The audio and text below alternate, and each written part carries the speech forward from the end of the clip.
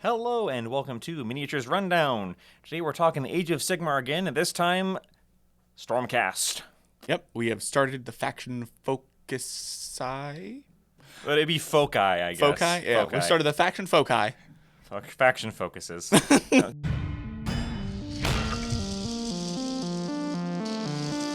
And, of course, we start with... I was going to say the Golden Boys, but they're not really that golden anymore. And, the GW has really moved away from portraying them in their golden armor and into portraying them in their, I always forget the name of the Stormhost, the silver armored guys. Yeah. Which I personally like better. I don't like the full golden armor. I don't like full metallics in either of them, honestly, but that's a me thing. That's fair. And I will not be painting mine in metallic. Burn that bridge when I get to it. Yeah. So this is the first of the faction focuses, and this may give us a window into full release, because there are 24 factions, RIP Beastmen, and they did confirm that in an article. Yep. If we get one faction focus every weekday, math question for you at home, how many weeks will it take to get through all the faction focuses? So the answer is 5. So this could mean, now of course we don't know when exactly, because they could put it up for pre-order and then do the last 5 faction focuses. True. They could skip factions. They won't skip factions. They are not going to not do a faction focus on a faction. Whether they stay consistent throughout the week is the question that I have. Right, because we could stretch this out a lot. They could not do one every single day. They could also do one, because it's 24, they could do 4 a week instead of 5. And then take 6 weeks instead of 5. But that does lead us to the end of June. Yes. So I think end of June is where we're looking at anyway. Yeah. But obviously that is all speculation. Yep. What's not speculation is what they showed us today. So we have the Stormcast. Things that appear to have changed. Stormkeep, gone. Because Stormkeep was a thing where you get to ally in cities of Sigmar models. There is no mention of that in any way, shape, or form here. I don't think they've mentioned allies at all. No, they haven't. Maybe gloves are off and no one's friends anymore. Punch. The Skaven burst out of the ground and they're like, hey, get out of here. Every man for himself. I don't know. I'd be okay with it. The allying in things is always more trouble than it's worth. I agree. See Imperial Soup from 40K. What we still have the deploy into the heavens thing. Yep. Basically, they've changed the wording on it, because it used to be you could deploy half your models, whatever. It's just like, no. Now, when you deploy a model, if there's already a model on the field, or if there are more friendly models on the field than not, you can put one into reserve. So it's basically every other you can reserve. Right. I do kind of have a question how that goes with, like, one-drop deployments. Right. Which is interesting. And then, same thing, at the end of your movement phase, you set up that unit anywhere on the battlefield more than 9 inches from all enemy units. Yep. That has not changed. Nope. And it looks like that's just a battle trait for Stormcast now. So everybody deep strike. So I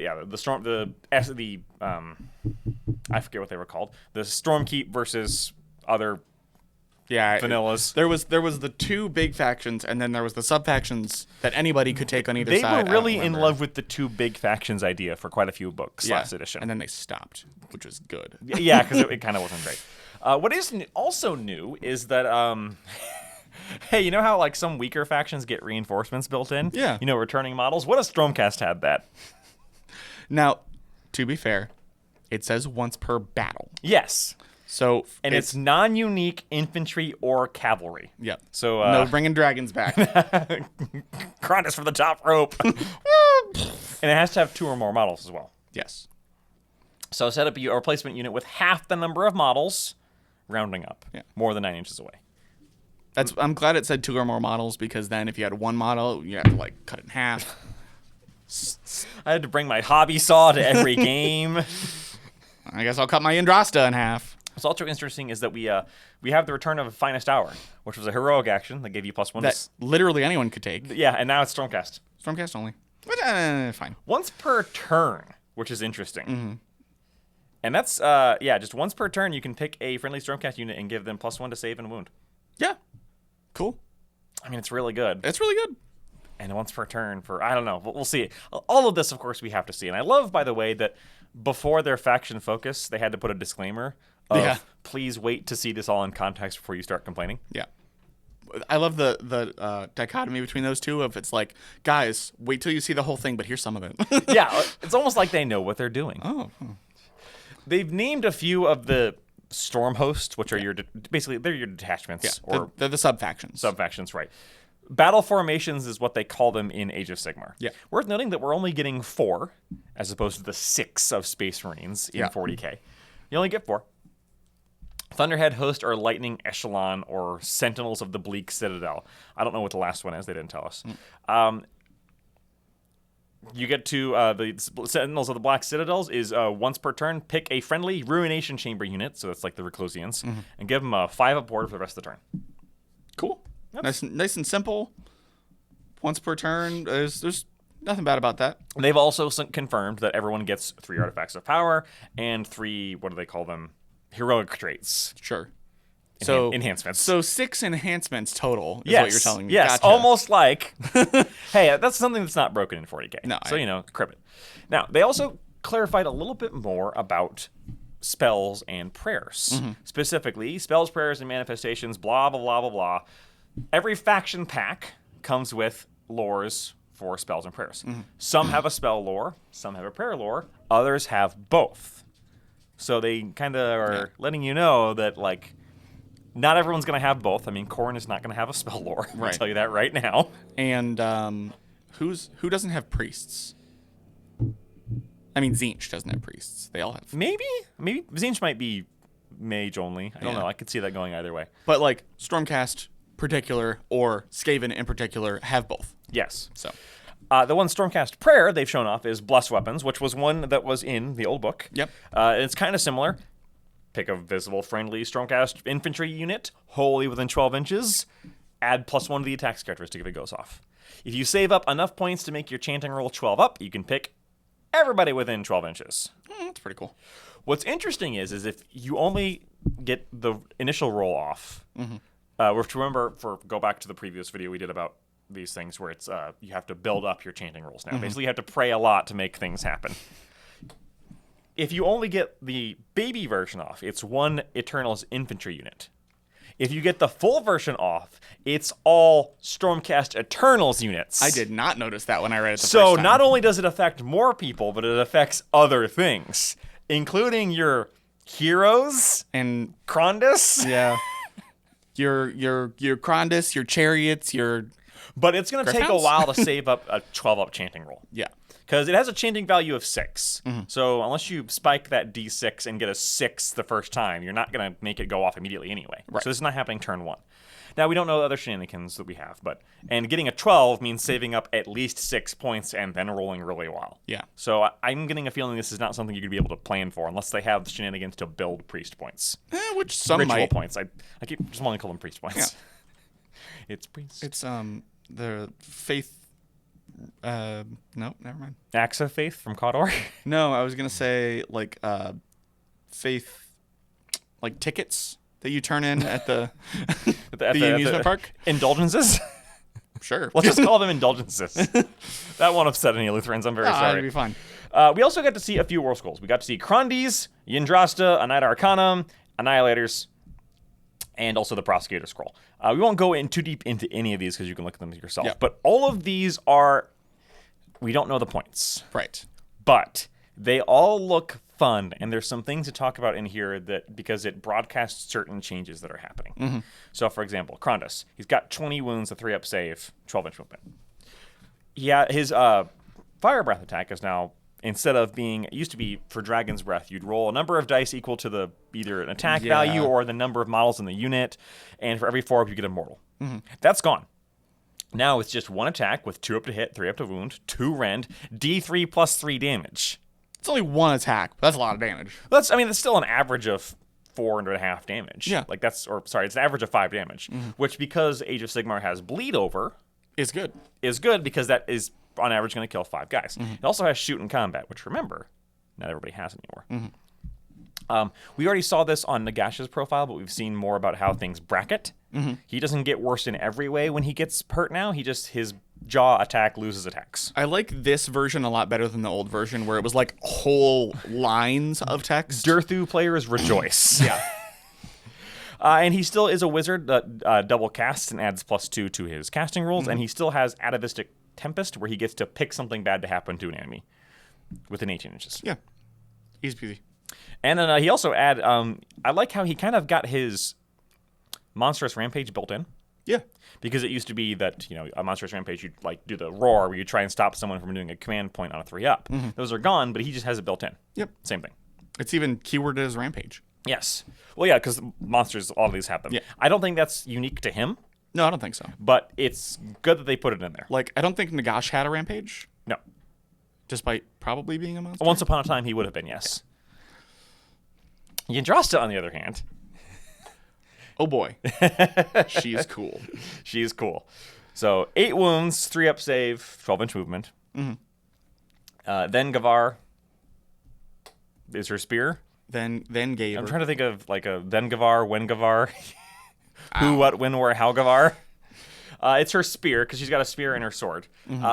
Remember last edition when they said she was a monster hunter and all she did was make people bracket, which was fine, but you had to be within 3 inches. No, nowadays she just hands out casual 8 damage attacks to monsters. Yeah. She showcases the anti-rule, which is basically you get an extra thing against a certain type.